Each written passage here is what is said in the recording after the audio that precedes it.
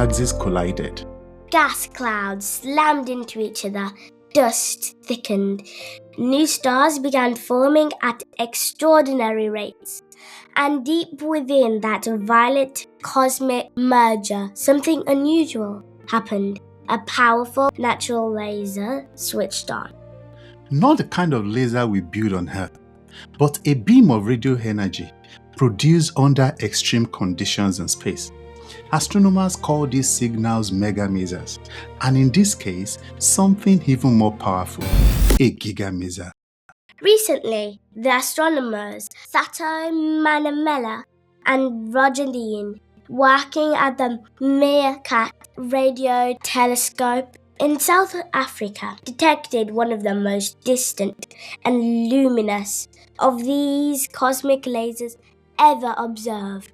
The signal comes from a pair of galaxies merging more than 8 billion light years away, meaning the light we see today began its journey when the universe was roughly half its current age. This discovery matters because these rare signals can act like cosmic beacons. They can reveal violent galaxy mergers hidden behind thick clouds of dust, help astronomers track how galaxies grew in the early universe, and may even point to systems where supermassive black holes are orbiting each other, the kind of systems that eventually produce gravitational waves. I recently wrote about this discovery for the Nature Africa in an article exploring how this record-breaking gigamaser was found and why it matters for the future of astronomy. If you'd like to explore the story in more detail, you can check out the article. The link is in the notes. But in this episode, we go beyond the written story. I speak directly with Thato Manamela, the astronomer who led the discovery, and Deane, director of the Inter-University Institute for Data-Intensive Astronomy, about how they found this cosmic laser, why it was such a surprise, and what it could reveal about the hidden story of galaxies in our universe. I'm Paul Adepoju. And I'm Gift Adepoju. And in this episode, we explore a remarkable signal traveling across 8 billion years of cosmic time and the scientists who discovered it. What is this discovery and why is it a big deal? So what we have discovered is a natural laser that is coming from a collision of two galaxies. So what makes it so exciting is because this type of sources are extremely rare and they are hard to find. So, and again, another thing that makes it so exciting is because it gives us an insight of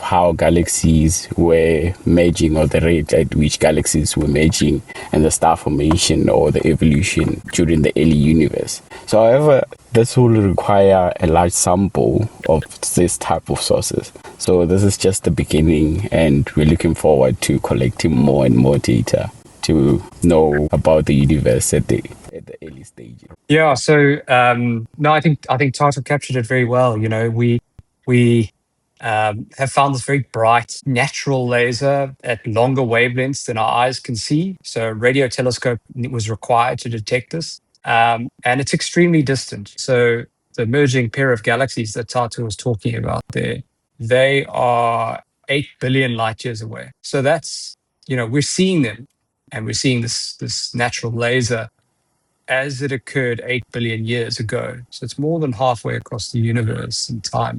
It's an incredibly bright beacon that we are able to see over a very far distance. And yeah, it's also mentioned, because of the conditions required to create this natural laser, it allows you to probe some pretty extreme conditions, specifically the extreme star formation that tends to happen when two galaxies that are very, very rich in gas smash into each other, because they compress that gas and they tend to kick off a whole lot of star formation. And that's an essential ingredient in creating the conditions for this laser to come about at all. But the other thing that one of the reasons I'm very excited about these natural lasers is that because they trace pairs of galaxies merging, and because we know individual galaxies host supermassive black holes at their centers, this cosmic beacon might be a great way to find orbiting supermassive black holes. And that's of great interest for a number of reasons, including the fact that these systems will eventually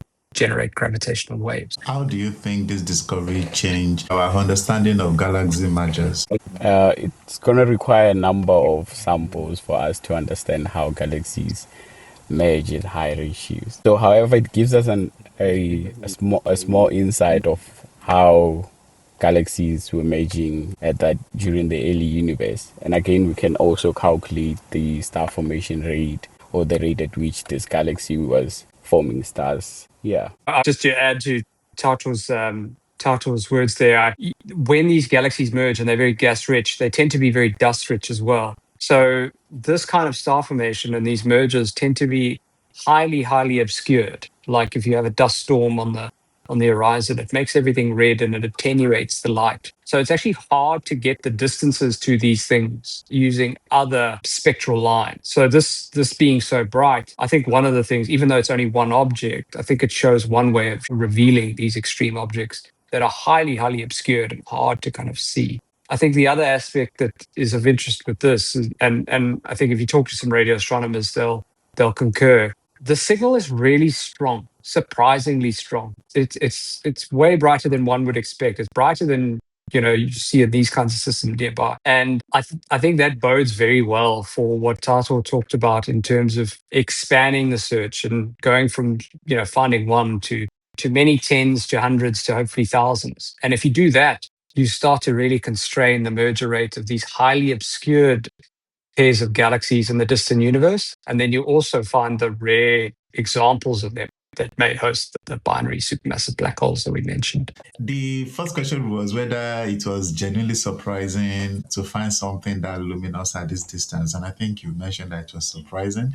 The second question has to do with how common do you think these gigamasers might be in the early universe? Also, whether you expect this detection to suggest that we may have underestimated the number of extreme merger-driven starbursts in the past. Okay. So I think I'll go for the first Tato, maybe you question. want to take the first one. Yeah. Yeah, for the first question, you asked how common do you think will detect the sources. So based on previous studies, so the galaxy merger rate is very high, especially during the early universe, around redshift 2, or around the distance that we quoted in the paper or in the press release, which is 8 billion light years. So that's where we expect many of galaxies to be colliding with each other. So yeah, in that way, we expect a lot to find many of these megamasers. But however, based on what we have studied so far, or based on our sample, it shows that it's difficult to find the sources. So yeah, based on previous studies, it shows that 1 in 3 of the sources, or 1 in 3 emerging galaxies, are found to have OH megamasers, or are found to host this OH megamaser emission. But however, we expect to find a lot of them at higher ratios or in the early universe. Yeah, no, that's absolutely right. I mean, yeah, so 1 in 3 of these very, very luminous galaxies that are merging that have the conditions to create masers tend to have. But I think a key point here, and what Tato's discovery kind of opens up, is that those statistics, that 1/3, comes from the very nearby universe, very local. And we know that galaxies at distances 8 billion years and further back are quite different. The galaxies are merging a lot more frequently. There's a lot more star formation going on. The galaxies are a lot more gas rich. So we would expect that rate to be up significantly. And another aspect is, although we've only detected one of these at those kinds of distances, well, at the record redshift, and we can't really project precisely what we might detect beyond that. I think one of the ways to look at it is to ask ourselves, is there anything very strange about this particular galaxy? I mean, it hosts this gigamaser, but if you look at its other properties that you measure with other telescopes, like millimeter telescopes, like far infrared telescopes and optical telescopes, is it strange? Is it weird in a way that would make us think that, there's only this is one of a kind? I think Thato and I have kind of explored that. And at the moment, our conclusion is no, it's not. It's extreme, but not unique. And so one of the simplistic, well, not simplistic, but one of the calculations that a postdoc at the University of Pretoria, who's in the adjacent next door office to Thato, Carissa Ventura, has done is calculating that probability that they are strongly lensed and megamasers. And she basically predicts in a more optimistic scenario, but that could definitely be true, is that every time the SKA points at some region of sky for about 4 hours or longer, it's going to find one of these. But that's very hand wavy. We've only found one at redshift 1 and above. We'll have to test this in the future and see if that bears fruit. How critical was strong gravitational lensing to the detection, and whether MeerKAT would have seen this system without lensing amplification? So whether MeerKAT would have seen it without lensing, so it would see it, but it would take longer observational time. So I don't quite remember the unit by the number by heart, but it would take more than hundreds of hours of observational time in order to detect the source. So yeah, due to the power of gravitational lensing, the foreground galaxy amplified the amazing emission, and then it made it easier to observe the source at a observational time of around 4 hours on source. So yeah, so this makes it a gravitational lensing a key element in such observations, as we get sources that are at high redshift. So we can just, if the source is gravitational lens, then it will make it easier to, instead of observing for longer hours, we can just observe for shorter periods and then get the source. Yeah. Okay, a quick follow-up question on that is whether the lensing magnification factor can be quantified. Yeah, so that was quite a big part of the paper. We had the benefit of previous big telescopes looking at this at other wavelengths. So one was the Keck Observatory that's at about that's high up in Hawaii. It's a optical near infrared telescope, and then ALMA, which is a millimeter submillimeter telescope in Chile, and they had spatially resolved the detail of what's called the Einstein ring. Now, the Einstein ring is the way the strong gravitational lensing distorts the light into a ring. And one is able to use that ring to basically model what the magnification is. And the modeling that was done previously basically said it looks like, at least from the near infrared emission and the molecular gas in the system, is magnified by a factor of 10, more or less. But with MeerKAT, we don't actually see the Einstein ring. We don't have enough sharpness in the imaging to see the Einstein ring at in the OH. So we have to basically explore, okay, well, what size do we think the emitting cloud is? And that will basically help us constrain what we think the magnification is. And we did some modeling where we said, okay, well, we're going to, try a few ranges of sizes of what might be. And the answer that we got was essentially somewhere between about 10 and about 35, the total magnification, different components of it. So what we really need is to kind of go to SKA and adding African antennas across the African continent as we build up what's called a very long baseline interferometer on the African continent that's operating at these frequencies that can then actually see the Einstein ring in OH eyes, if you will, and then it'll actually be able to, through that, model what the true magnification is. But yeah, our best constraints at the moment are somewhere between 10 and 35. Do you think the lensing geometry allows you to spatially resolve the massa emission region? With MeerKAT at the moment, unfortunately not. It basically, we see one big blob that's much larger than the Einstein ring. The Einstein ring is kind of, about just less than an arc second across. And we have about a factor of 10 larger blurring of that. So we're not able to tell that apart. But if we had an instrument that was spread across Africa over about 100 to 1,000 kilometers, we would comfortably be able to resolve that. And I think that gets very interesting as you start to find hundreds of these, because it's, as I said, it's very, very bright, coherent radiation that comes through this amazing or natural laser process.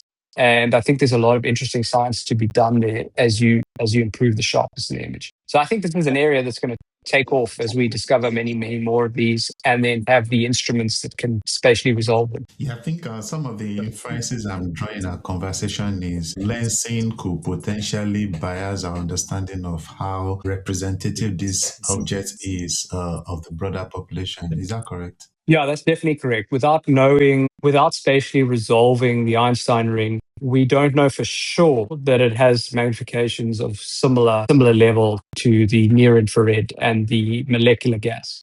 I think that there are good arguments as to why that should be the case, but until we actually measure it, we don't know for sure. And that might be biasing one particular region of the galaxy more than another, and therefore giving us a biased view. You're absolutely right. Yeah. Last question on this line of questioning is, how does this discovery compare to previously lensed megamaser discoveries? So this is actually only the second lensed megamaser known. The first one was in a MeerKAT survey called MIGHTY, and it was at a redshift of about 0.7. That was a paper led by Matt Jarvis at the University of Oxford. And I'm part of the MIGHTY collaboration. And because I was working with Dr. Ventura, as I mentioned earlier, a postdoc of mine who was basically predicting how common these were. When he sent around the news and the paper draft that he'd found this megamaser at a record distance, what was then the record, I immediately thought to myself, surely this must be lens. And I saw, sure enough, there was a nearby galaxy, and I did some basic modeling, and I showed that the magnification was about 2. Not very high, but high enough to be classified as strongly lensed. So that was the first strongly lensed megamaser. And yeah, so I was on that paper and I did the gravitational lens modeling of that. But at the time, I did know we'd already made this discovery when that paper came out. So it was in the background and I knew about this, and we'd already started doing the modeling for this. So in print, that was the first one. I think in practice, ours was actually first, but it's irrelevant. Just a historical anecdote. A probably related question to what you're answering is, how many similar systems might already be hidden in existing MeerKAT survey data? That's a very interesting question. And it actually speaks a little bit to how we found this one. So when we wrote the proposal to observe this pair of merging galaxies, it was not to detect OA. We were looking for we knew it was a strongly lensed system, and we knew it was gas rich, lots of molecular gas. So we argued that it was a good candidate to find neutral hydrogen gas, which is a really key, important phase of gas in galaxies. That was our objective. We did find neutral hydrogen, but in absorption rather than emission. But then just playing around, we thought, well, hang on, the same data set contains the megamaser line. It's not far away in frequency space. We just checked, and then there was this huge, strong signal that we were talking about. It speaks to two things. Number one, these modern radio telescopes are so flexible and powerful that you can do multiple science cases in one particular experiment. Science cases that you weren't even planning to do because they cover such a wide range in frequency or a wide field of view in the sky. But the second thing is you really need the computational ability to process the data easily to find what may be hidden in the data already. So to your question, I would bet that there are a bunch of these hiding in existing data. It's just a question of, has someone gone to look at the right frequency at the right location and identified them? But I would definitely bet money that that's the case. I'm curious to know the biggest computational bottlenecks and whether machine learning techniques were involved in the detection. Yeah, we didn't need any machine learning techniques for this. It was such a strong signal. It was just, traditional approach. You just saw it immediately. It was just there once you made the slices of images at the right frequency. But the biggest bottleneck is not necessarily the processing. It's the human in the loop. We basically maturing science data processing pipelines that take data from its raw format as the telescope writes out to disk to something that is science ready and that you see in this paper that is ready to be published, and we are confident that has been calibrated appropriately. But those science data processing pipelines are not click a switch and it's done. It's unfortunately every part of the sky is different, and every day a different part of the telescope might behave in a slightly different way that doesn't quite work out for the calibration pipeline. So it requires an expert astronomer to run the pipeline, look at the outputs, understand where things went wrong, understand what might be not quite right with the instrument or what might be need to be tailored for that particular part of the sky that might have bright sources or extended sources, etc. And then you start again, but with that feedback loop in place. And you need to iterate that over many, many times before you get to the science ready data product. And so you can imagine that the more expert the radio astronomer that's in that loop, the fewer cycles you need of that. And the more experience that they've had, the fewer cycles. So one of the things we try and do is really make sure that we've got the best possible technical and software support to help the expert astronomer in that process, so they're not struggling with various technical aspects and can kind of focus on the science as early as possible. Then I'm curious to know how scalable your pipelines are for the upcoming SK.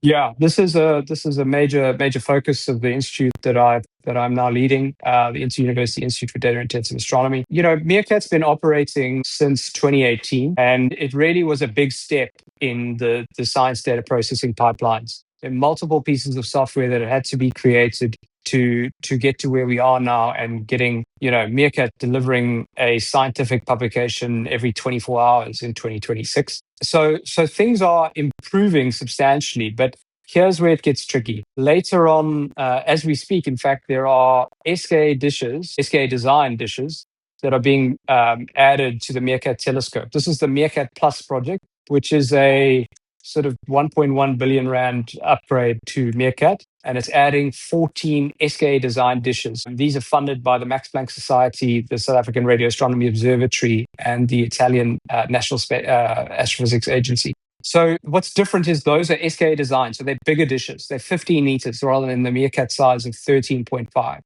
Now, that might not sound like a big difference, but unfortunately, that requires a whole extra bit of data complexity that needs to be baked into these science data processing pipelines. And the fact is, we just don't have the significant experience with that yet. I anticipate that will add significant complexity and extend that step from raw data through to science-ready data products. But yeah, I think we're getting the community together, and we're working hard to build up significant compute facilities, but then also to get the software support people together to try and help that. But it is our major technical challenge in this next phase. That'll be the MeerKAT Plus project, 14 dishes. And then, of course, we go to SK Mid, which is many more of those 15-meter dishes. So it'll be a really good demonstrator towards that. But yeah, you've identified one of the things that I'm most needing to work on over the next 5 years. Yes, I have just a few questions on African science, but a quick question on this line of challenges is, do you think this discovery would have been made without high DIA's infrastructure? And what lesson do you think this experience and this discovery and this uniqueness of the data challenges provide for preparing for SKA scale data volumes? Yeah, it's an interesting question. I mean, if you look at Thato, he was a honors student in the National Astrophysics and Space Science program. He then moved to the University of Pretoria. He was my first graduate student at the University of Pretoria, and he joined me there. But he the two of us weren't alone in the beginning. We had the supportive idea right from the start, because the University of Pretoria was an IDEA member, and so he could get technical support from day one, even though he was kind of there alone as the only graduate student for the first 6 months, I think it was. And he's had that support since then, right through now into his postdoc. And that has just allowed him to kind of do things far more quickly, and at a scale that would be, just completely different to it would be impossible if he was just dealing with his laptop, even if it was a powerful laptop. And if he was dealing with, a traditional university computing facility, there's general support, but not necessarily for astronomy. And this is really because these software data processing pipelines have been maturing at great speed. It's really required sort of astronomy-specific support. The other aspect to this is, I think if you were really limited for processing power and just your ability to do it, we would have focused just on that neutral hydrogen line, and we would have got H1 absorption, which is interesting, but we wouldn't have discovered the gigamaser. The fact is, we downloaded the entire data set because we had the IDEA compute platform. And we were able to make the serendipitous discovery thanks to the fact that we had that flexibility and capacity. So that's with one specific object. But to the second part of your question, I think that's absolutely relevant. We really want to be in a position where we are able to get maximal amount of science out of a given survey and be as flexible as possible. And what that requires is absolutely well-built, well-tested, and really sort of general software pipelines that are able to really mine as much as possible out of these surveys. Because as I mentioned earlier as well, these telescopes are so powerful that there is so much science in any given survey. It's not just about making a deep image and detecting something very, very dim. You also split up the light in frequency channels and find megamasers like this. You also split up the data in time steps and find, cosmic explosions or regularly repeating objects that, are potentially orbiting dwarf stars around some exotic system. So there's a whole host of science to be done every time MeerKAT and eventually the SK look at some part of the sky. And I think the idea is computational infrastructure, and specifically the human support that's attached to that, is a good example of kind of where we want to be going to get the best science out of SK. Yes, I have a question on African science and leadership angle. I think 2 or 3 weeks ago, I interviewed 2 different scientists from the University of Oxford that used MeerKAT for their own discovery. And they were talking about how important MeerKAT is, and of course, SKA in addition. But I now want you to take this question from the perspective of researchers, African researchers. So what do you think this discovery signal about South Africa's and West Africa's role in global astronomy beyond just providing the satellite and telescopes that the rest of the world uses? And do you think this discovery could be considered a proof of concept for African-led discovery science ahead of the SKA era? Totally. I mean, and even more broadly than that, I mean, there's just so much potential for young people to see what they can do and what they can be a part of. Thato was very, very interested in astrophysics, but it required something like the National Astrophysics and Space Science Program to give him that honors and see that I can take the next step now. I can go on to a master's. And it wasn't a few years ago that he was just finding his feet computationally. Now he holds the record for, the most distant megamaser detected. I think all this goes to say that, we don't want to just post the SK in Africa. We really want to be key global leading researchers with the SK, with the science that gets done with the SK.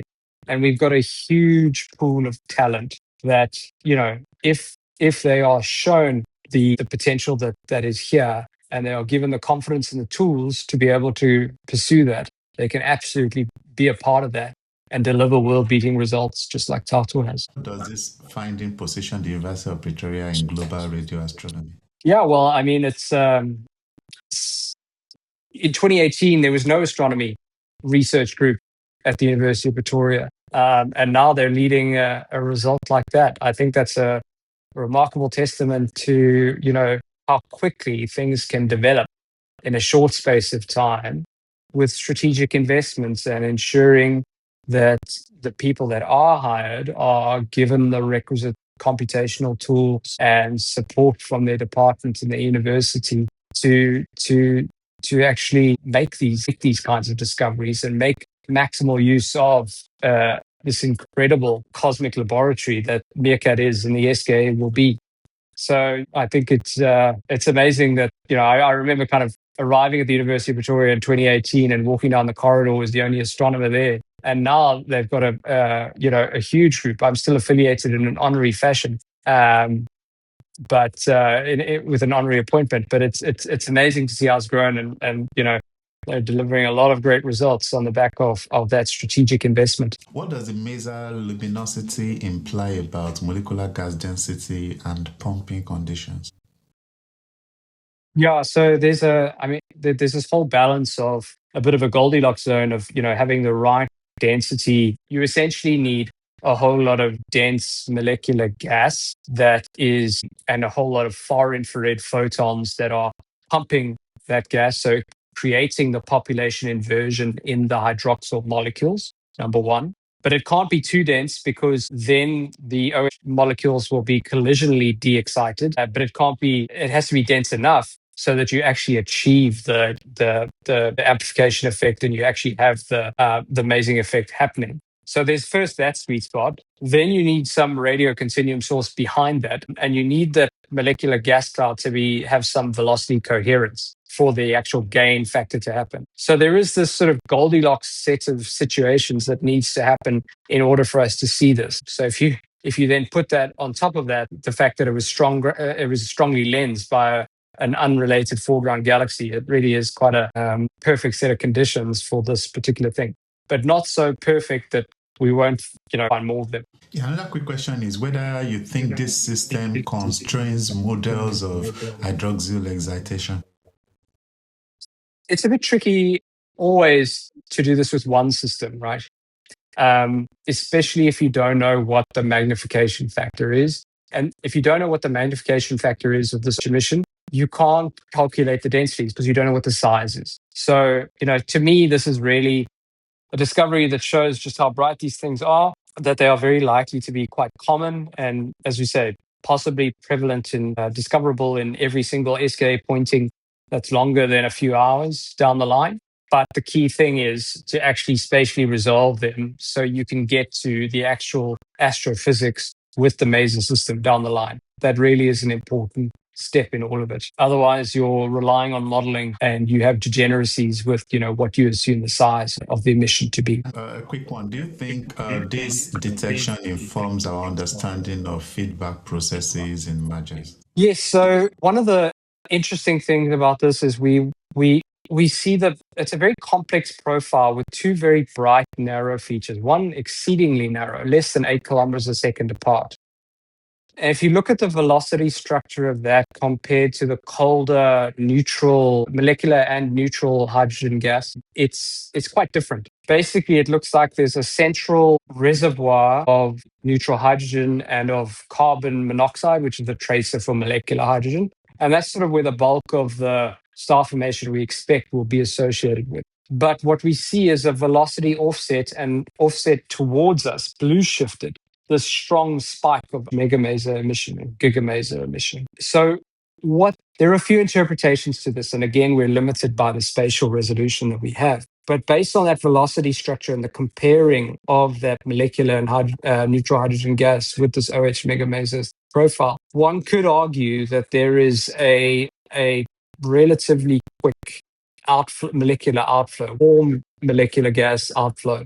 Now, it's not that all the molecular gas is outflowing because you can detect the ALMA gas, which is more centrally located. So that suggests, maybe there is an active galactic nucleus in there that is the background bright emission that is behind this, that's being amplified, and potentially that has a jet that is accelerating, causing an outflow of this molecular gas. That's speculation because we don't spatially resolve this, but that's one thing that would be consistent with the data in a broad sense. Another possibility is that there is just such intense star formation that is also driving out the molecular gas. But that, to me, the sharpness of that brightest feature would be puzzling in that context. So it may be that the sharp region has a very, very high magnification factor of well over 100, just a small part of it. But again, this just underscores why it's so important for us to get many antennas across the African continent observing at these similar frequencies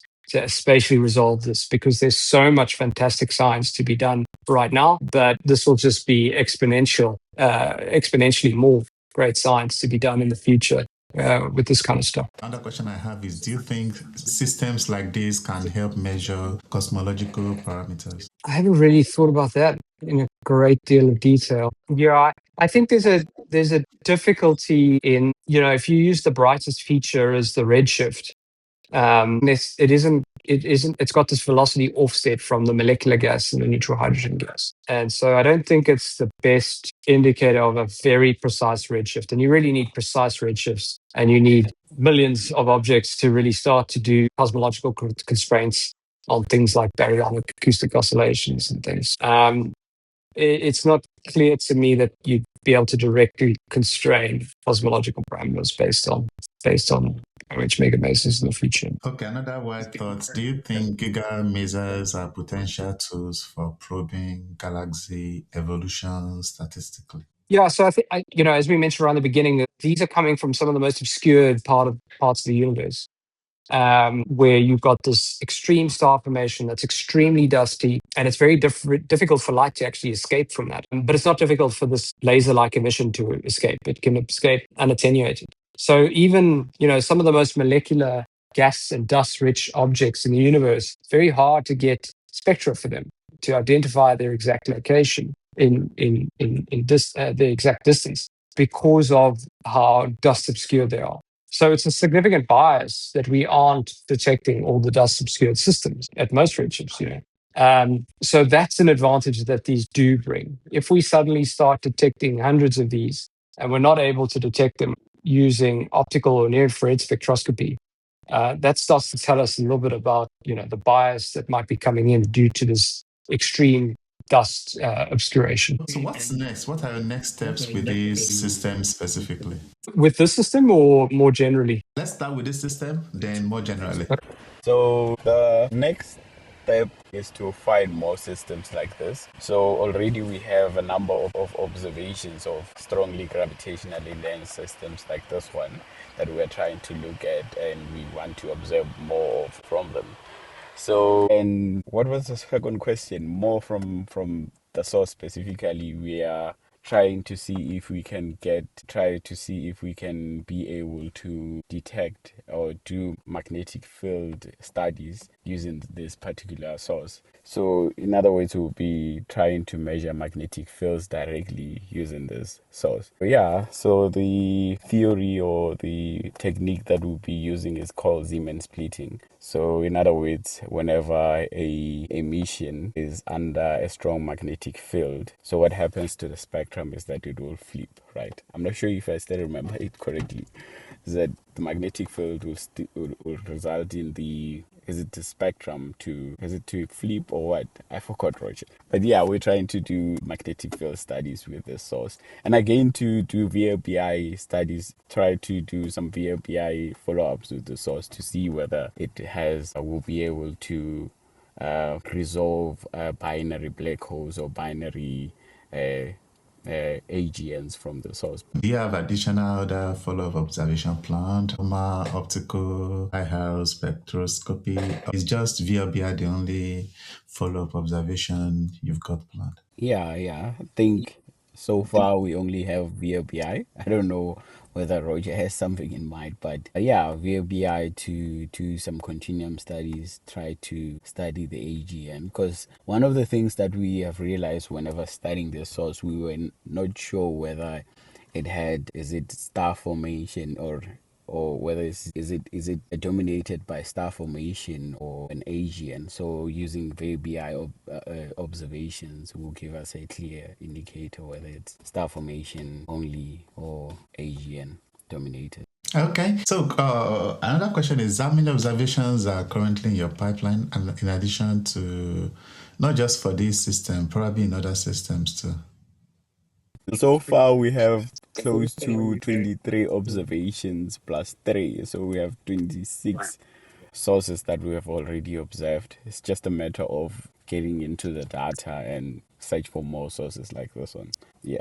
And the cool part, and another thing, the cool part about MeerKAT observation is that it observes a wide field of the sky. So meaning that there are other sources that are within the field of view whenever observing a certain target source. Yeah. So meaning that we are looking at more than 26 sources. Yeah. Okay. Probably my second to last question is: do you anticipate SKA detecting gigamasers at even earlier cosmic times? You want me to take that? Yeah, Roger, is the SKA expect? Yeah, so we mentioned how strong the signal is just after 5 hours of observation. So you can then go through the thought experiment. Okay, well, what if this system was not 8 billion light years away, but 13 billion light years away? And yeah, you can still detect it. It's so bright that with a fairly modest observation, you could still detect it. So that to me is extremely promising. And that's why we think we can detect hundreds, that are further than 8 billion light years away. And I think as soon as you start to be able to detect hundreds of these things, as I mentioned earlier, you can start to find the needles in the haystack.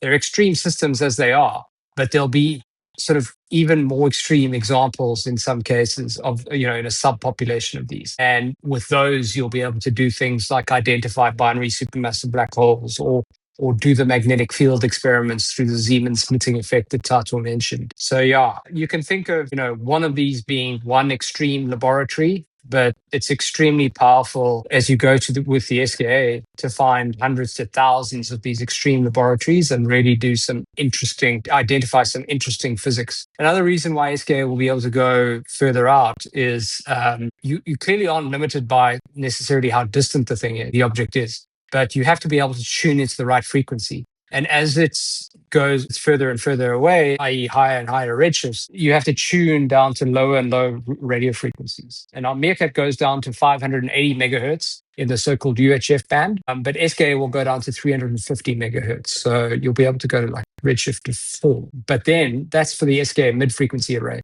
You'll even be able to go into SKA low frequencies and detect extremely high redshifts. But yeah, it remains to be seen whether we'll be able to do it, but we'll certainly be trying. What do you think would constitute a transformational next discovery in this line of work?